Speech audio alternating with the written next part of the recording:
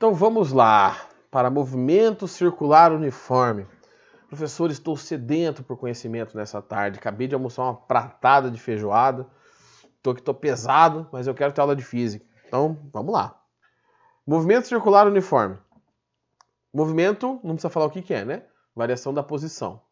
Circular, eu estou me referindo à trajetória. Espera que o negócio tá meio doido aqui. Estou me referindo à trajetória. Tá nós, devia ter um botão automático para fazer isso aqui. Pronto.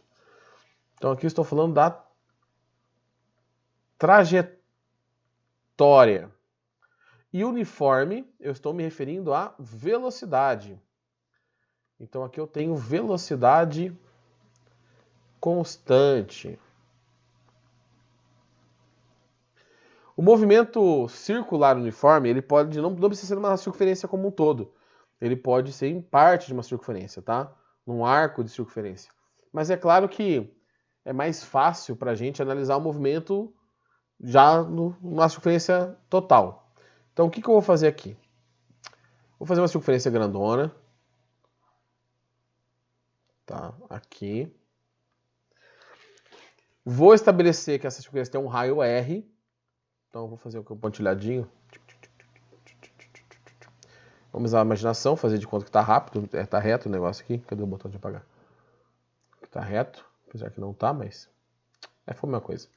Aqui eu tenho um raio. Tá? E eu tenho um corpo, uma esfera, qualquer coisinha aqui, que vai começar na posição. Vai começar aqui, ó. Nessa região da circunferência. Você está vendo o movimento de cima. O movimento aqui, a rotação ocorre nesse sentido, no sentido anti-horário. Movimento. Tá? Essa linha branca é a trajetória dela, dessa esfera. Então, tempo igual a zero, começa o meu problema. Eu tenho aqui tempo igual a zero, tempo inicial, né? Igual a zero. A bolinha está ali. Estou falando do movimento circular uniforme, então eu tenho uma velocidade constante.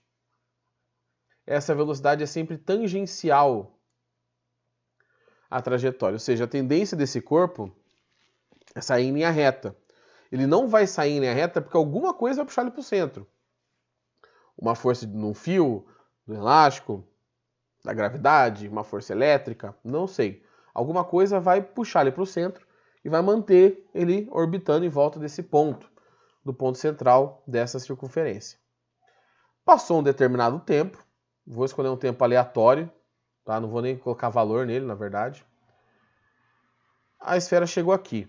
Então, um tempo para maior que zero. O tempo está passando. A velocidade continua sendo a... A velocidade continua sendo a mesma, v. Tá? Só que ele está em outra posição.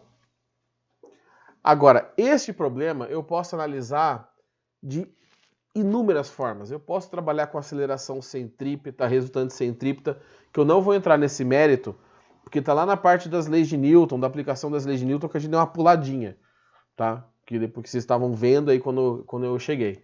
Então, eu falei para deixar para depois, a gente vê essa parte com aceleração num outro momento. Eu vou trabalhar só a cinemática, só velocidades. E a velocidade, vimos hoje cedo, que a velocidade é a variação da posição sobre o tempo. Tá? Aqui eu não vou pensar vetorialmente. Você pode até pensar em rapidez se você quiser. A distância percorrida em determinado tempo. Só que o movimento circular ele tem uma característica diferente dos outros. Tá? Que ondas, por exemplo, também tem essa característica que eu vou citar. Ele é periódico. Essa bolinha vai dar uma volta, em algum momento ela vai dar uma volta, ela vai dar outra volta, ela vai dar outra volta, ela vai dar outra volta. Então, este movimento, por ser periódico, nós vamos trabalhar com duas grandezas físicas associadas a movimentos que são periódicos, que, por exemplo, as ondas também têm, que é o período, né, periódico, e a frequência. Período e frequência. Tá? A letra F minúscula para frequência, a letra T maiúscula para período. E aí, se eu perguntar para vocês, qual que é a diferença de frequência e período? Para algumas pessoas que talvez não lembrem, Frequência e período são aquelas palavras que você sabe o significado, mas às vezes não consegue explicar. Fácil. Quantas aulas de física vocês têm na semana? Comigo, no caso. Aí você fala assim, na semana ao vivo, porque na gravada eu sou louco e mando um monte de aula. Na semana, na dia ao vivo, nós temos 3 aulas por semana. 3 aulas por semana. Você já falou o que é frequência e o que é período. Período é um tempo que você escolheu. É um tempo que vai se repetir. Então, por exemplo, depois de uma volta, eu tenho outra volta. Depois de uma semana, eu tenho outra semana. Depois de uma década, eu tenho outra década. O termo em inglês, por exemplo, para o ciclo menstrual é período. Eles não usam ciclo. A gente usa no português ciclo, mas em inglês é período. Por quê? Porque é algo que se repete com um intervalo de tempo basicamente definido. Então, período é um tempo, vou colocar aqui entre aspas, né? Fechado, cíclico.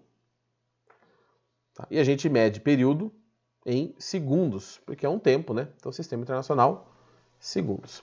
A frequência é quantas vezes alguma coisa acontece nesse período. Na resposta das aulas de física, 3 aulas de física em uma semana. 3... Ai, meu Deus, que susto. 3 aulas de física é a frequência, período é a semana. Então, opa, deixa eu voltar para a cor branca aqui. Então, é quantidade... Oh, meu Deus. Quantidade de eventos no período. A unidade de frequência é por segundo. Deixa eu pegar a cor correta aqui só. Por segundo. 1 sobre segundo. Aí você fala, professor, nunca vi essa unidade. Porque, na verdade, a gente deu um nome, gente não, né? Deram um nome para essa unidade de Hertz. Que escreve Hertz. Você quer falar Hertz? Pode falar Hertz, não tem problema nenhum. Tá? Professor, meu computador é gamer e tem 144 Hz. O que significa 144 Hz do monitor? 144 vezes por segundo uma imagem é projetada. O monitor normal, mais humildão, vai de 50 a 60. Então você tem mais imagens por segundo. Se você vai ver um filme, alguma coisa assim, a fluidez é melhor, ela não dá aquele borrão que normalmente dá na imagem quando algo está passando muito rápido. E se você está jogando lá um CSinho do sucesso, a atualização é mais rápida, então fica mais fluido. E aí melhora um pouco o seu rendimento, se você for bom. Se for ruim, não vai adiantar nada, tá? Porque a galera é ruim de jogar e fica, comprar um monitor gamer, tá? Então, Hertz é por segundo. É uma unidade padrão, sistema internacional, a gente usa para medir várias outras coisas, não só a frequência no movimento circular. E existe uma relação matemática entre frequência e período, porque elas estão unidas, né? A relação do frequência e período é bem forte. E esta relação de frequência e período é uma foto. 1 é igual a F vezes T. Com essa equação você transforma frequência em período e período em frequência. Então, por exemplo, para vocês verem que dá certo. Deixa eu só ver se eu não estou escrevendo em cima do símbolo do colégio aqui. Vamos imaginar um período de 2 segundos, tá? 2 segundos. A frequência seria de quanto?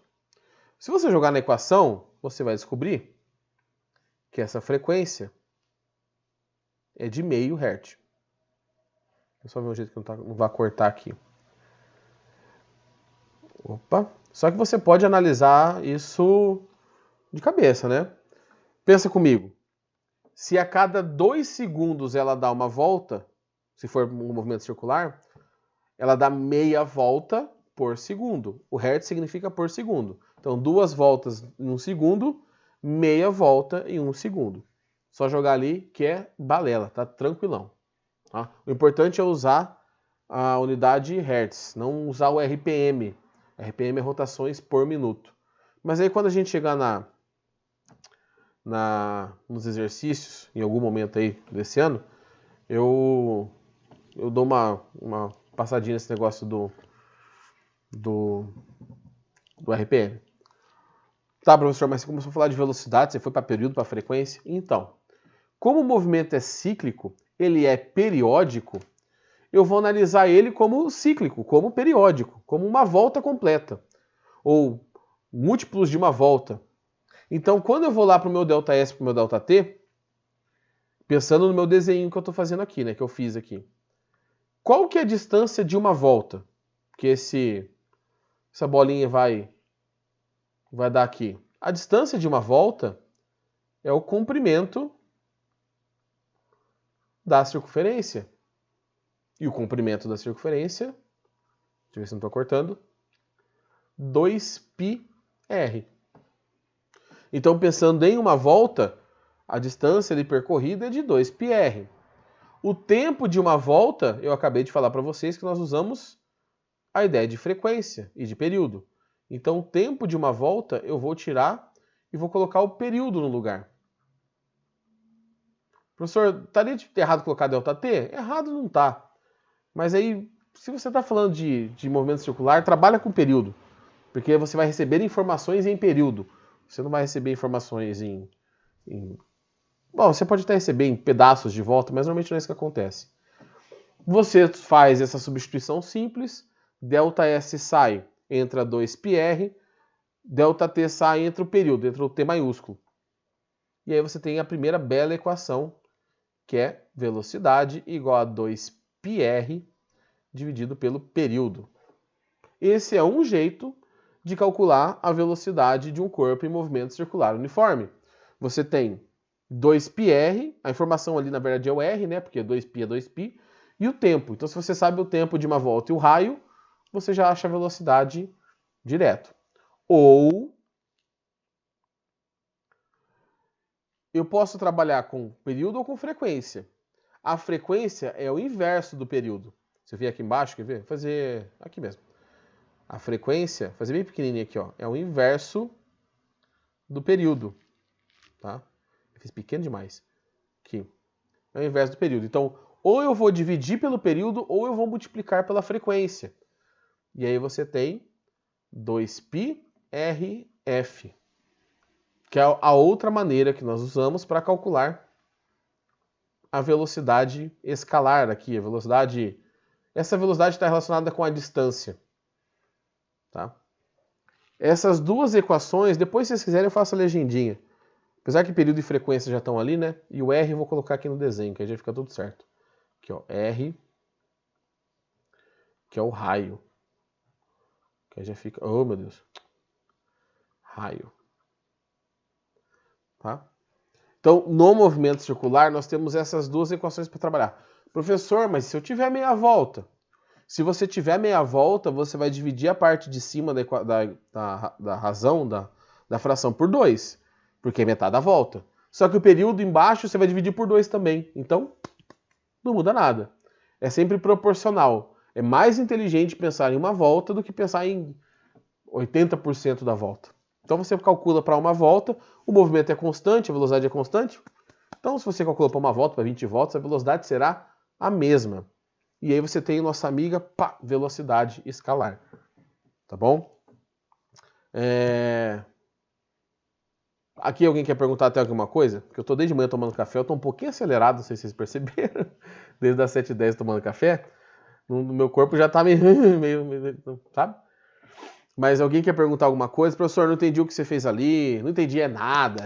Acabei de acordar, não sei o que está acontecendo. Alguém tem alguma dúvida ou posso seguindo aqui? Se eu puder seguir, eu já vou para... Professor, você pode só esperar um minutinho para eu terminar de copiar? Uhum. Não, na verdade eu nem vou apagar aqui agora, tá? Eu vou tentar usar aquele pedacinho de baixo ali para a gente falar da velocidade angular. Mas mesmo assim eu vou esperar uns 2 minutinhos para vocês não estarem copiando enquanto eu estou explicando, que eu acho que atrapalha um pouco vocês. Tá? Então vou dar uns 2 minutinhos aí para vocês irem pro banheiro, tomar uma aguinha. Falando nisso, eu já tô... Deixa eu ver um negócio aqui. Eu tenho que me localizar na questão do horário. A gente tem mais 10 minutinhos, então. Vou esperar até as 3. E aí eu vou explicar a velocidade angular. E aí nós fechamos a explicação de hoje. Enquanto vocês estão copiando, deixa eu só comentar. Na semana que vem, na parte gravada, aquela enxurrada de coisas que eu mando para vocês, que é só enquanto a gente estiver ali nesse esquema um pouco atrasado, eu vou trabalhar com as funções horárias. Hoje de manhã a gente viu sorvete, né? Então eu vou aplicar o sorvete para esses problemas aqui, a função horária da posição, e vou aplicar a função horária angular, que aí eu não vou medir mais o movimento do objeto em relação a onde ele está. Ali, quantos metros ele andou, e sim que ângulo que ele está. Porque está girando por uma circunferência, eu tenho um ângulo de referência ali. Tá? E aí eu vou fazer essa analogia e aí alguns exercícios. Aí vai entrar aquela coisinha do primeiro ano, que eu não sei se vocês lembram, de catraca ligada por corrente, por eixo. Aí aquela felicidade, né? Que toma nossos corações.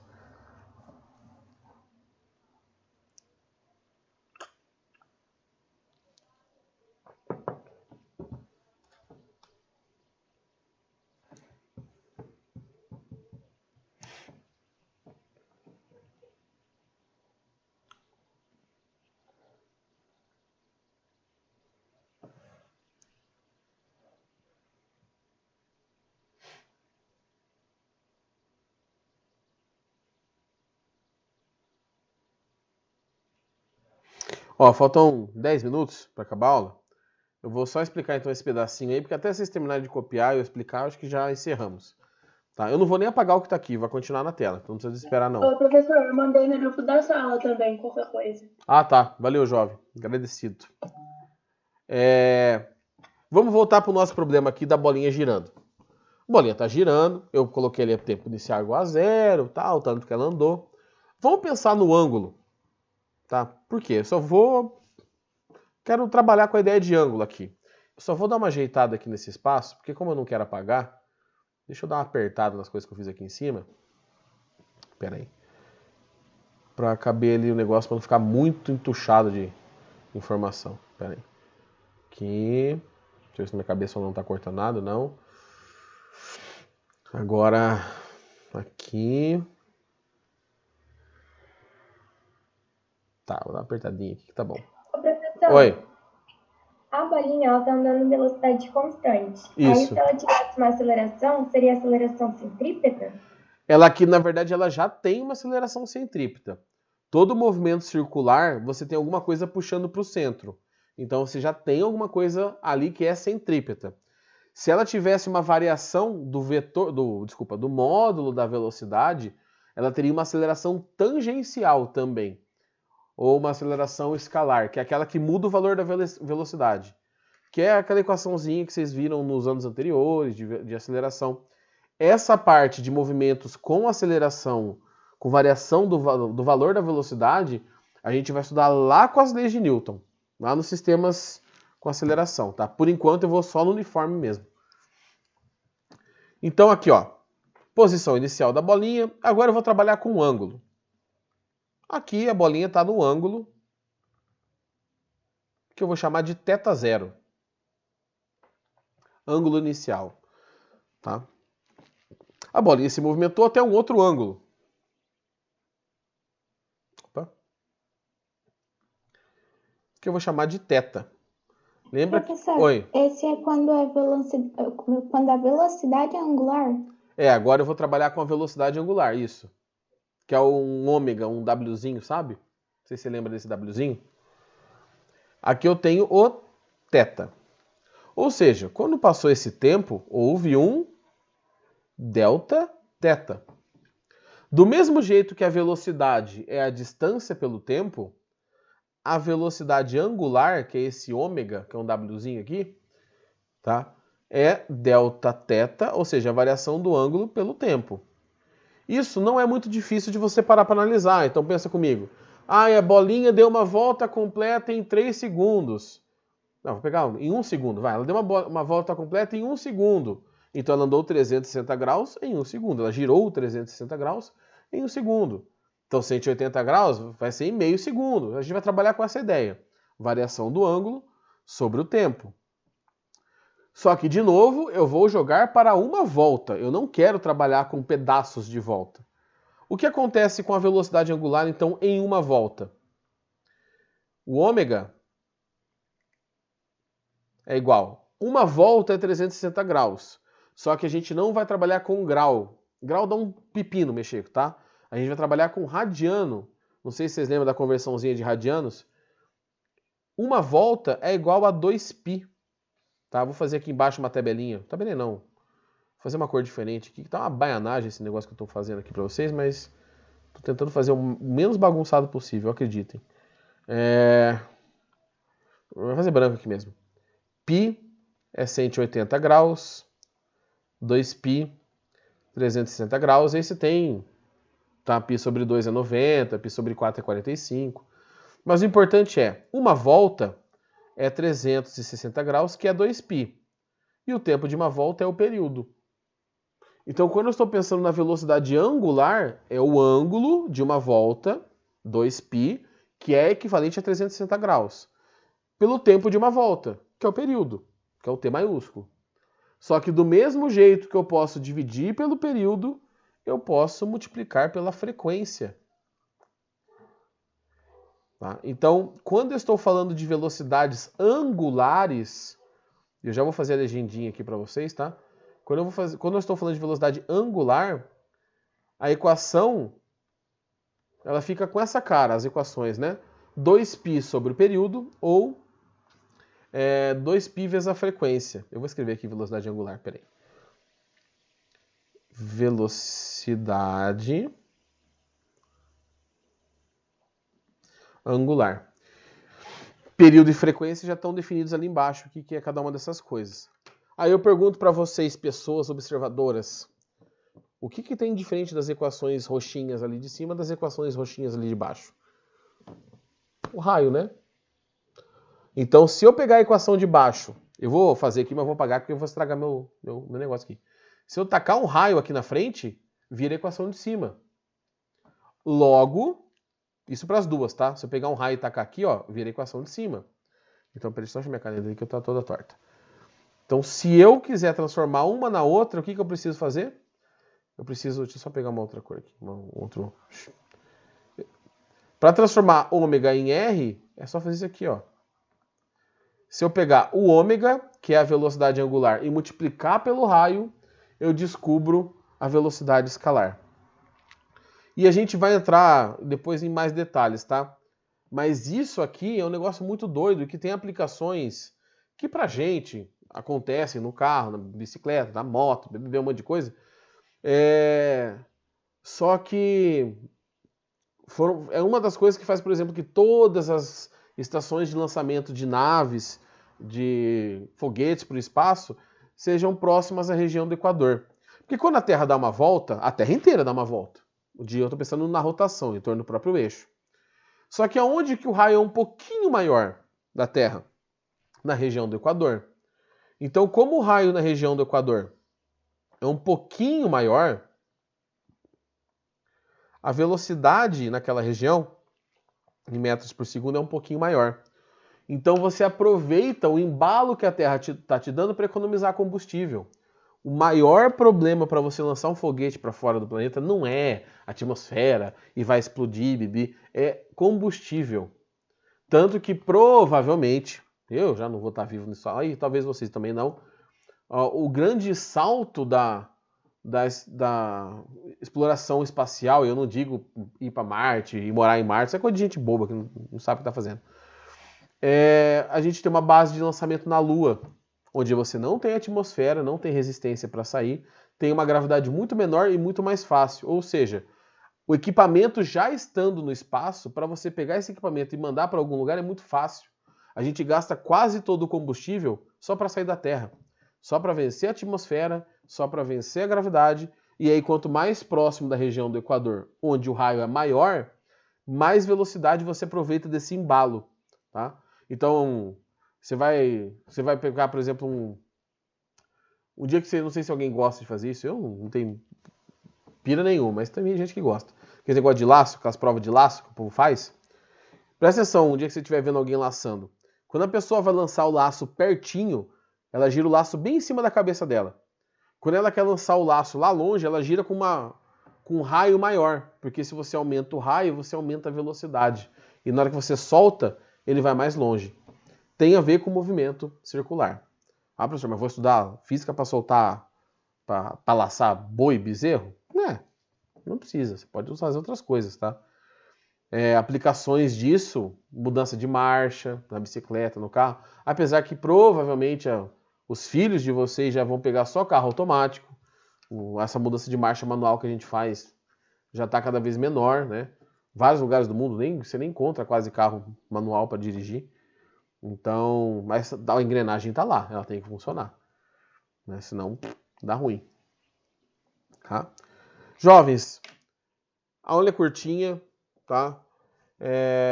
A ideia do que eu falei deu para absorver? Porque se a ideia deu para absorver, quando eu for falar dos exercícios, dou aquela revisãozinha marota e aí a gente toca ali para frente.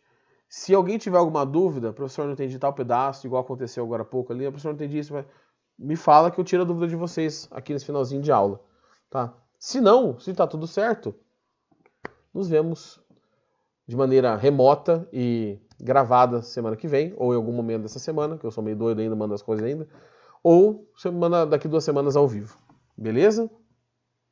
Vou deixar um tempo para vocês copiarem, porque tem bastante coisa aqui. Mas se tiverem dúvida, podem mandar. Professor, o que é aquela parte que você colocou delta S por delta T? Aqui? Colocou um T período. Aqui? É porque assim, eu peguei a equação da velocidade, delta S por delta T, né? E aí o que eu fiz? Eu peguei uma volta. A distância percorrida em uma volta, o delta S de uma volta é 2πr. É o comprimento da circunferência. O tempo de uma volta é um tempo fechado, que ele vai se repetir. Porque depois de uma volta tem outra, tem outra. E aí eu transformei o ΔT em período. Com essas informações eu cheguei nessa equação aqui, ó. Porque ficou marrom aqui, não sei se deu para enxergar o que eu fiz. Eu cheguei nessa informação. Sim. Deu? E aí com essa equação do lado esquerdo, sabendo a relação de frequência e período, eu cheguei na do direito. Tá? Entendi, mas é só para o círculo, no caso. É, só para a circunferência. E claro, se você fizer para 1/4, 1/3, metade da circunferência, vai funcionar. Porque você vai acabar fazendo a proporção em cima e embaixo. Então você vai colocar meia circunferência de distância, só que meio período. Então dá na mesma. Então essa equação para movimento circular ela funciona em qualquer caso. Desde que a velocidade seja constante. Tá? Tá, muito obrigada. Nada, jovem. Pessoal, vou deixar aberto aqui mais um minutinho, 2 aí para quem quiser copiar, mas encerramos, tá? Quem já copiou e já entendeu, dispensados. E a galera que não copiou nem entendeu, quiser tirar dúvida, pode tirar. Beleza? Tchau, tchau, galera, os que já estão saindo, que já saíram, vazados.